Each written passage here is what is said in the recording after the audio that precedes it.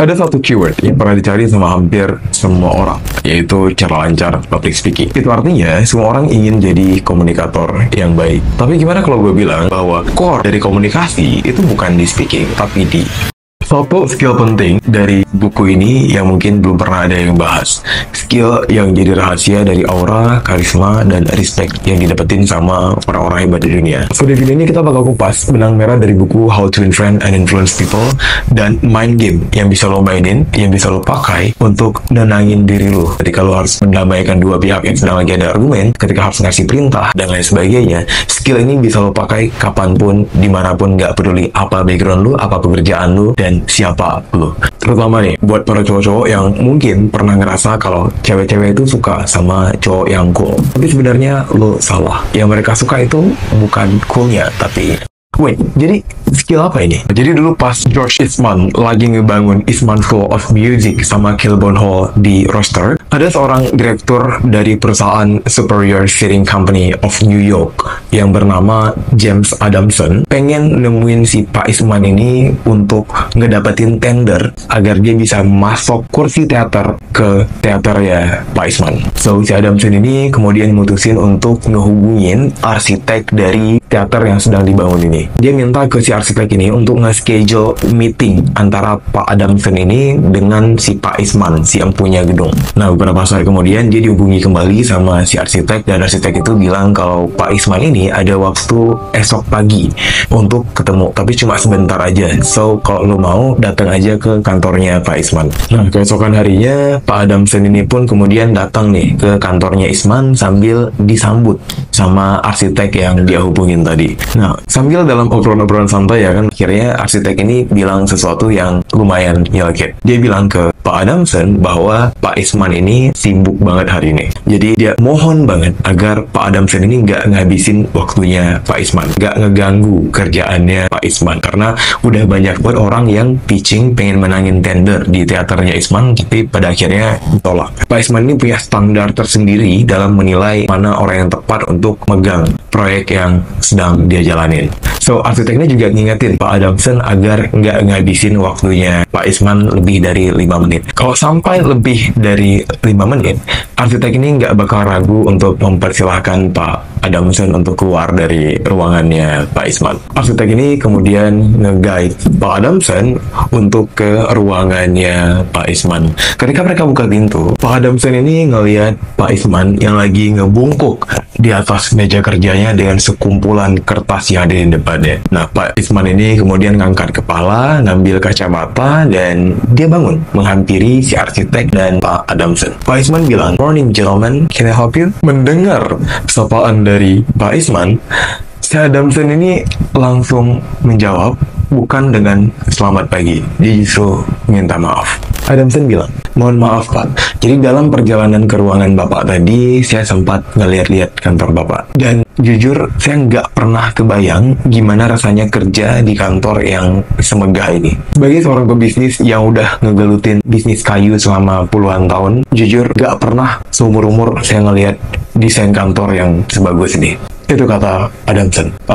Lo tau apa responnya Pak Eastman? Eastman kemudian bilang kalau perkataannya Adamson ngingetin dia ke momen dimana kantor dan ruangannya itu dulu dibangun. Dulu ruangan itu adalah tempat kerja kesayangannya Pak Eastman. Bahkan tiap hari dia selalu amazed sama desain dan betapa indahnya kantor itu. Tapi sekarang karena banyak beban kerjaan dan lain sebagainya, dia hampir nggak sadar lagi bahwa kantor itu begitu megah, begitu meriah. Sampai kalau Pak Adamson nggak ngingetin itu ke dia, bisa aja dia bakal kerja berminggu-minggu, berbulan-bulan tanpa nyadarin effort yang udah dia taruh, investment yang udah dia masukin untuk bikin ruangan yang sebagus itu.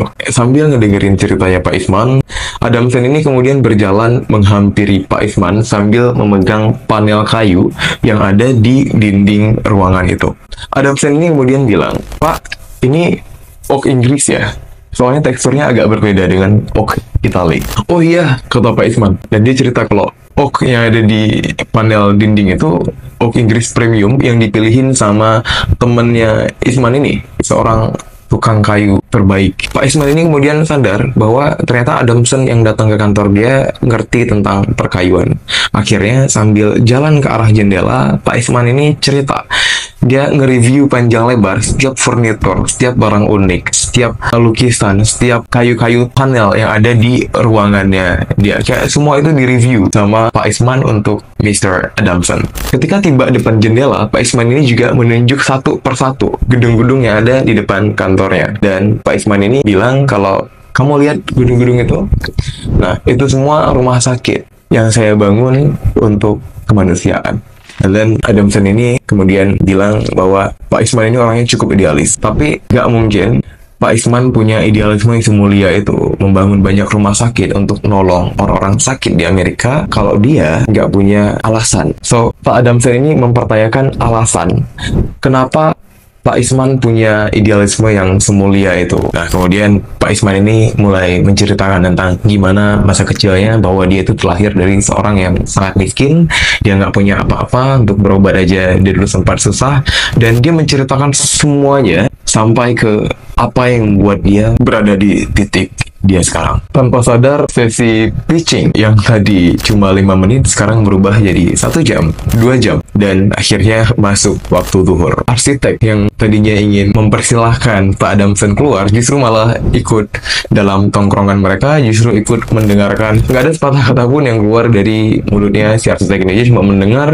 nggak berani untuk interrupt atasannya yang lagi berbicara. Sadar kalau waktunya udah zuhur, Pak Isman ini kemudian bilang ke Adamson kalau dia baru aja balik dari Jepang dan habis beli beberapa kursi taman. Nah, kursi ini dia cat sendiri dengan tangannya sendiri. Dia cat semua kursi taman itu, dicat sendiri. Harga kursinya cukup fantastis, tapi bagi Isman itu murah. Dan di tengah obrolan itu, Isman bilang ke Pak Adamson, kamu mau nggak lihat kursi yang udah saya cat itu? Kalau Bapak berkenan, boleh Pak, kata Adamson, ya kan? Nah, di siang itu akhirnya Pak Isman ngajak Mr. Adamson ini ke rumahnya untuk ngeliat kursi teras yang dia cat sambil makan siang bersama.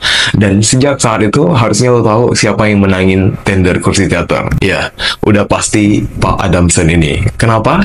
Karena Adamson berhasil memenangkan hatinya Pak Isman. Dan fun fact ya, sejak acara makan siang itu, hubungan antara Pak Isman dan Pak Adamson itu dekat banget. Mereka bahkan jadi sahabat sampai keduanya meninggal dunia. So, dari story ini lu bisa nge-spot gak? Kira-kira ada value apa di Pak Adamson yang nggak dimiliki sama saingan-saingannya dalam nge-pitch bisnis ke Pak Isman? Apakah Pak Adamson ini menjilat? Nggak. Apakah Pak Adamson ini bawa bingkisan, nyogok? Nggak. Tapi dia ngasih satu value yang nggak kepikiran sama orang lain. Satu value yang benar-benar dibutuhkan sama orang yang posisinya di atas kita, yaitu pendengar yang baik. The way Pak Adamson ini masuk ke kantornya Isman, the way dia bilang kalau gua nggak pernah lihat kantor sebagus ini, kemudian Pak Isman nge-review semuanya. Si Adamson nggak pernah interrupt, dia ngedengar, dan hanya memberi pertanyaan.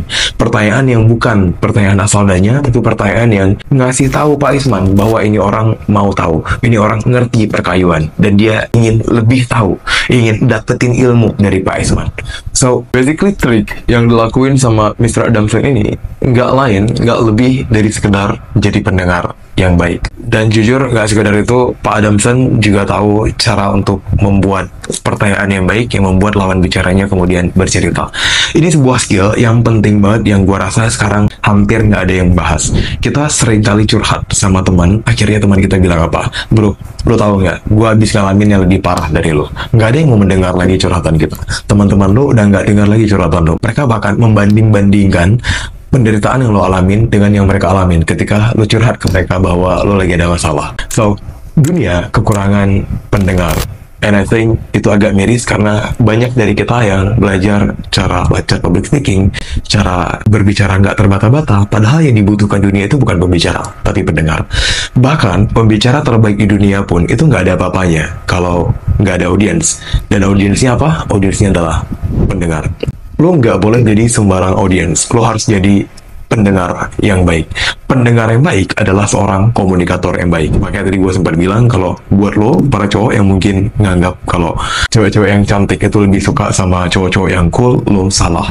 Yang mereka suka itu bukan cowok yang cool. Yang disukai cewek-cewek dari cowok yang cool ini bukan cool ya, bukan ganteng ya, tapi yang ada di pikiran si wanita ketika dia ngelihat seorang cowok itu cool adalah cowok itu bisa jadi pendengar yang baik. Kalau lo baca buku The Art of Seduction karya Robert Greene, salah satu dari 9 tipe orang yang disukai sama orang lain adalah the rake. Dan the rake ini nggak bisa untuk perempuan, hanya berlaku untuk laki-laki. Apa itu the rake, Bang? The rake itu pendengar, ya, orang-orang yang datang nanya, kemudian mereka listen carefully, mereka dengar dengan tulus, mereka pengen tahu dengan tulus apa yang dialami sama orang lain, mereka pengen tahu dengan tulus apa masalah orang lain, dan kalau mereka bisa ngasih solusi, mereka ngasih solusi. Kalau mereka bisa ngasih dorongan emosional, mereka ngasih dorongan emosional. Itu the right. Mereka nggak interrupt, mereka hanya mendengar. So kalau kita kaji dengan lebih dalam, ya, ini skill nggak sekedar bisa bikin lo jadi pendengar yang baik, nggak sekedar bisa bikin lo jadi tempat curhat orang lain, tapi juga bisa bikin lo jadi pembicara yang baik. Kebanyakan dari public speaker, ya, mereka bisa ngomong dengan skrip, ngafalin skrip atau ngafalin materi. Tapi gue rasa juga ada banyak di antara mereka yang kalau harus datang ke sebuah acara, present, ya, mempresentasikan sesuatu yang mereka bahkan no idea, ya, nggak dikasih materi untuk presentasi apa, bakal blunder, ya, bakal kebanyakan nggak tahu mau ngomong apa, akhirnya audiensnya diajak bercanda dan lain sebagainya. So, skill pendengar yang baik lo bisa pakai dalam kondisi itu. Ketika lo harus datang ke sebuah acara, lo nggak tahu tentang apa, bahan obrolannya apa, mau ngomong apa, materinya nggak ada, lo bisa pakai skill ini. Apa yang perlu lo lakuin? Lo perlu tanya ke siapa? Tanya ke audiens, concern mereka, dan start pembahasan lo dari concern para audiens, start obrolan lo dari masalah orang lain, dan dengan itu skill komunikasi lo akan meningkat secara signifikan. Karena seperti lo tahu, seperti yang gua tahu, 70% komunikasi manusia dilakukan secara nonverbal, dan komunikasi nonverbal yang paling efektif adalah mendengar dengan baik. Ini skill komunikasi yang mungkin gak akan bikin lo jadi seorang public speaker, gak akan bikin lo jadi seorang pembicara yang diundang kemana-mana. Tapi gue jamin, ini skill bisa bikin lo menangin tender. Ini skill bisa bikin lo jadi negosiator yang baik. Skill yang bisa bikin lo bisa punya partner bisnis yang potensial di kehidupan lo. That's it. Thank you for watching and see you in the next video.